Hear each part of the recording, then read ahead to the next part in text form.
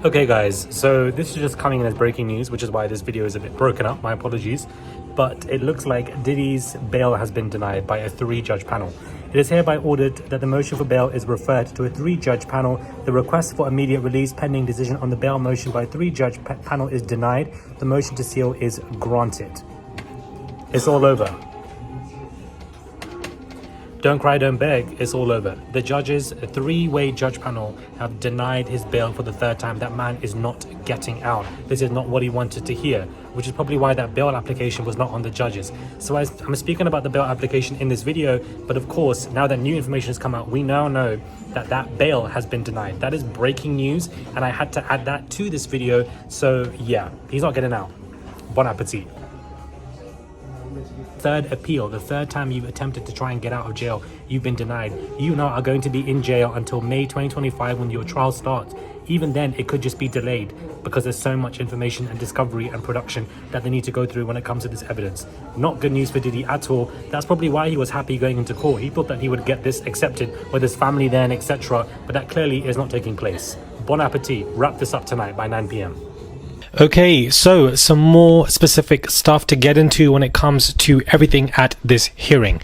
Hey guys, it's Morali. Hopefully you guys are all doing well today. Back again with another video. If you have not subscribed, guys, click that button. It is daily and consistent content on this channel. And let's get straight into this video.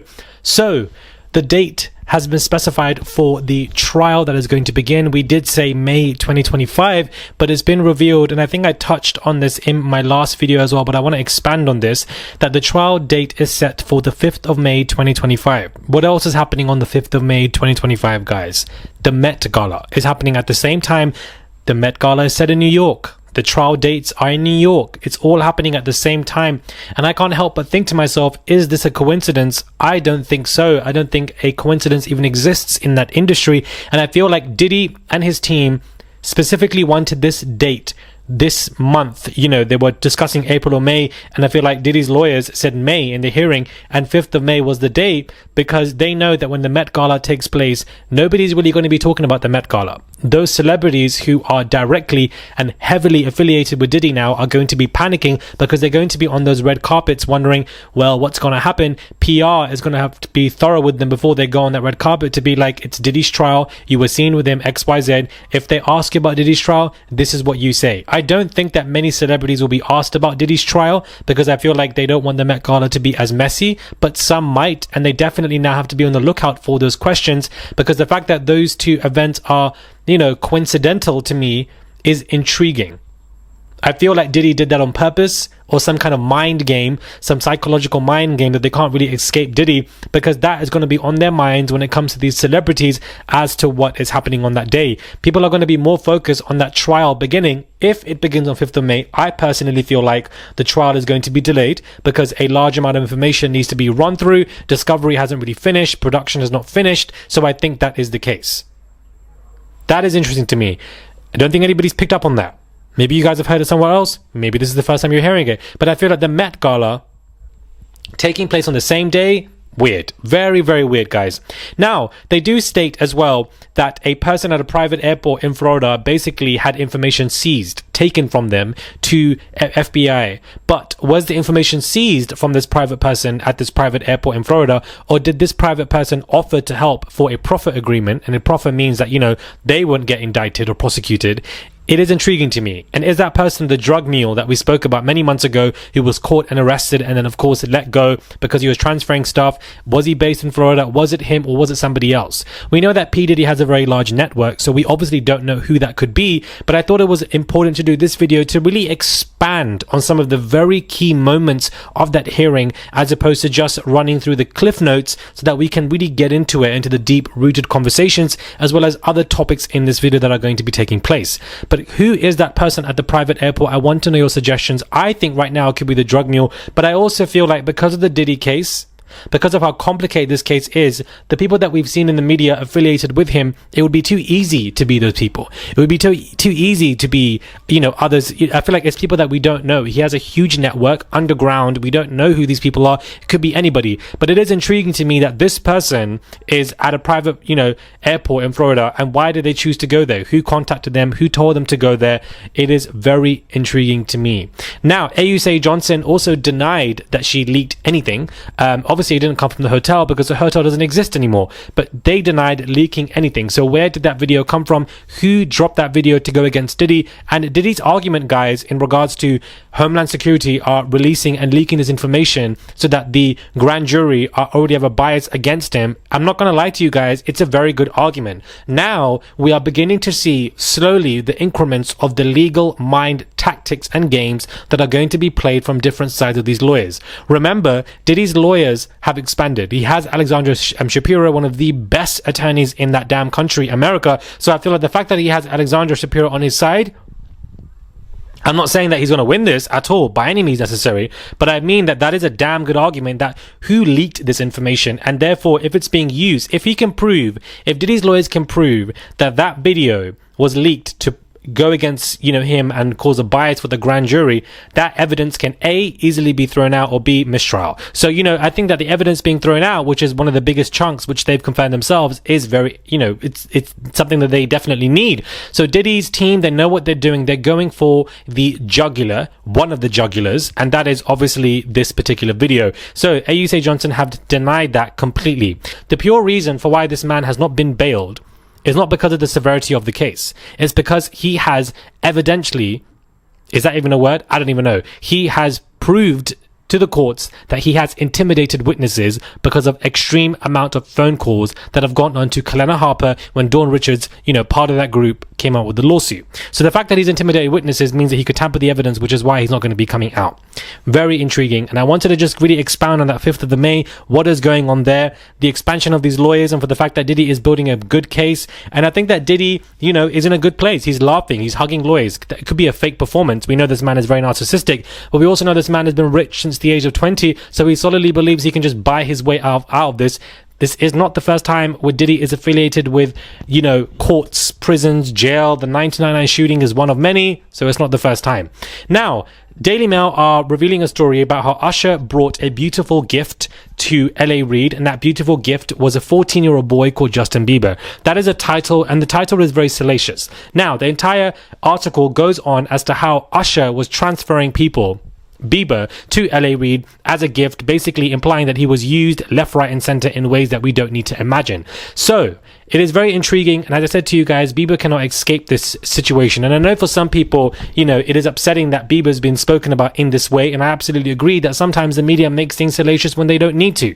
But at the end of the day, Justin Bieber is a very big public profile, so is Usher, so is P. Diddy, and all of them are directly affiliated in some form in that music industry. We've seen the videos of them when they were all young, or much older, or whatever, so their names are naturally going to be in this. Just like Bieber can't escape these conversations, neither can Usher. He's been planted in many things. He was even in Lil Rodney's lawsuit back in May, if you guys remember, in May 2024. So I know it's upsetting for some people when Bieber is being discussed, and that because he could be a potential victim, we should have more of a higher moral compass. Whilst I agree on that, I also don't agree on that, and also state that this man is heavily, unfortunately, involved in this conversation, and therefore his name is just going to be reported and discussed and spoken about by reporters, by people who are giving you the news, like me, and therefore I'm just giving you this particular conversation. I personally don't want to go into this article, because it's just very long and a lot, and I think we know the gist by the title, but Justin Bieber is not going to escape this conversation. And unfortunately, even though I have compassion for him, he is a huge public profile, and if there are new stories on him, people are going to be discussing it, like we're doing here. But I think that the Daily Mail are making a very salacious conversation. Is it salacious though? Is it salacious? Is it salacious?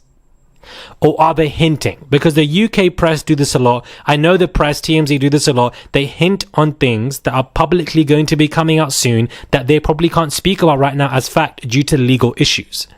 Because what they're hinting at is that Usher was basically an accomplice for Diddy to transfer people to other high executives. That's basically what this article is hinting at. And that, he was there to recruit the young ones, XYZ. Diddy said in that video, Usher is the guardian, but I've gone on for 48 hours. And Bieber's just one of many. Bieber's just a famous face. There could be many underground children that we don't know about, and Usher could have been used to transfer or facilitate them. And a good ground for him to do this is on his tours, is on his music venues. You just never know, guys, because a year and a half ago we would have laughed at people who thought that Diddy would have gone down because Diddy's powerful, he's a billionaire, and look what's taken place. Look what happened to Epstein, look what happened to Weinstein, all of these powerful figures. So I wouldn't be surprised, but this is what this is hinting at, and I feel like these hints might grow stronger.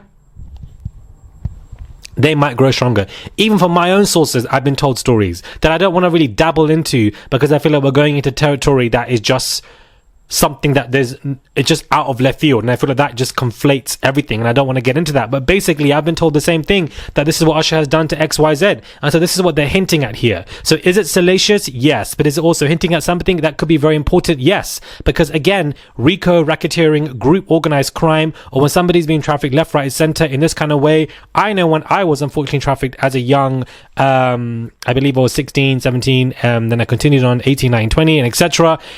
There were many people around. It was a big facilitated group. It wasn't just one person. It wasn't just Diddy. We know it's not just Diddy. We know it's many other people. So let's have this conversation properly. Remember, when I'm speaking to you about these conversations, I'm speaking to you from somebody who's very much experienced very similar stuff. So people need to please remember that. So it's not about me giving 100% compassion. It's not everyday compassion. Sometimes it's realism. Sometimes it's let's have that conversation. Sometimes it's realistic stuff that you guys don't want to hear about that unfortunately has taken place. I know so many of you guys have been telling me, oh, Ali Carter, this particular woman has spoken forth. I don't want to speak about what she's gone through because it's very triggering for me. And I'm just going to leave it at that. I can understand and relate to some of the things that she's saying because I know this place is a very unfortunate dark world. I just don't want to come out with all of it because I feel like, you know, it's just a lot. This is a very heavy for everybody involved. So I think that whilst we should have compassion for Justin Bieber, at the same time, we need to have realistic conversations. And by doing so, sometimes it can come across like there isn't compassion, but there is. But we just need to have those conversations. We need to get things going. And clearly things are get going. And I just want to make that clear. So I feel like if it's being hinted at that Usher is transferring people to higher executives doing the bidding work for Diddy, much like Ray J was doing. Remember in that video with that particular person, he said that Diddy and Jay-Z are calling him to tell this person to retract his allegations against.